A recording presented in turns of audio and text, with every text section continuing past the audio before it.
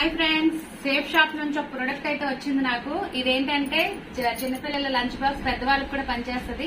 ఇది ఓపెన్ చేసి చూపిస్తాను ఎలా ఉంటుందో చూడండి. చాలా ఎక్సలెంట్ ప్రొడక్ట్. స్టీల్ అయితే ఇంకా చూడక్కర్లేదు, మీరు ఒకసారి ఓపెన్ చేస్తాను చూడండి. క్యారెట్ చూడండి ఈ విధంగా అయితే ఉంది. లోపల అయితే ఎలా ఉంటుందో మీకు చూపిస్తాను.